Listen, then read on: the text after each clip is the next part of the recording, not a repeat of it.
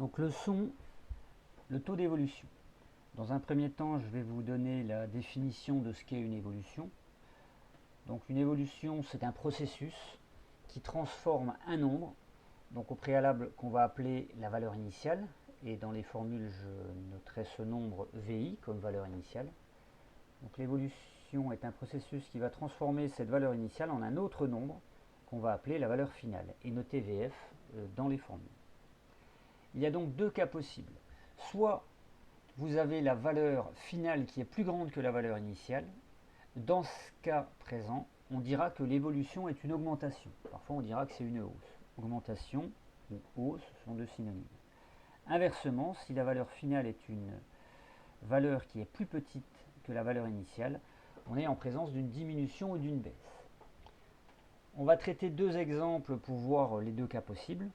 Le premier exemple, le prix de l'essence, 1 litre d'essence, donc au préalable, valeur initiale, 1 litre d'essence au prix de 1,20 €. Valeur finale, il va évoluer pour passer à la valeur de 1,26 €. La valeur finale est plus grande que la valeur initiale, on est bien en présence d'une augmentation. L'exemple 2, le prix d'un pull. Par exemple, valeur initiale, un pull coûte 55 €, on fait des soldes et la valeur finale va passer à 38,50 €. La valeur finale est plus petite que la valeur initiale, il est évident qu'on est en présence d'une diminution. Donc, mathématiquement, pour traiter une évolution, on va utiliser ce qu'on appelle le taux d'évolution.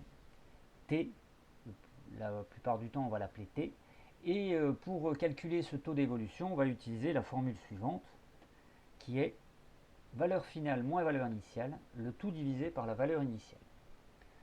On va traiter les deux exemples que je vous ai donnés au préalable.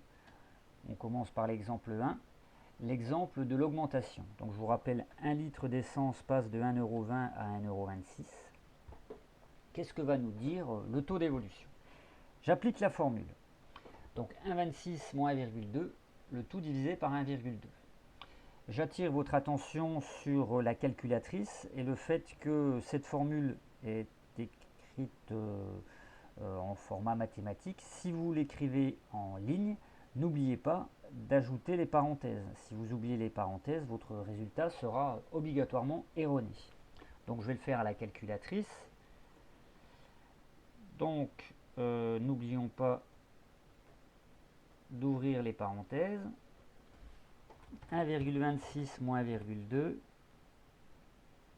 divisé par 1,2. Donc le résultat 0,05, résultat que j'ai mis ici. Donc la formule nous donne le nombre 0,05. Donc dans l'exemple 1, t égale 0,05.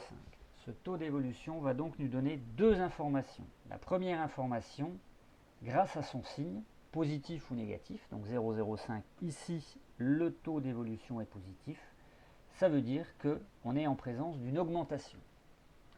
Ensuite, quelle est l'ampleur de cette augmentation?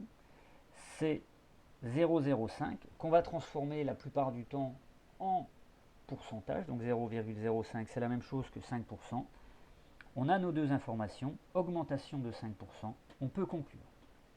Donc en évoluant de 1,20 € à 1,26 €, le prix du litre d'essence a donc augmenté de 5%. On poursuit avec l'exemple 2, plus rapidement. Donc la formule reste inchangée. Je vous rappelle un pull qui passe de 55 € à 38,50 €. Le calcul de T, 38,5 moins 55, le tout divisé par 55. Avec la calculatrice, on n'oublie pas les parenthèses. Le résultat, moins 0,3. On analyse ce taux d'évolution. Son signe négatif, ça veut dire diminution. Quelle est l'ampleur de cette diminution? 0,3, on le transforme en pourcentage, 30%, donc moins 0,3, c'est la même chose que moins 30%.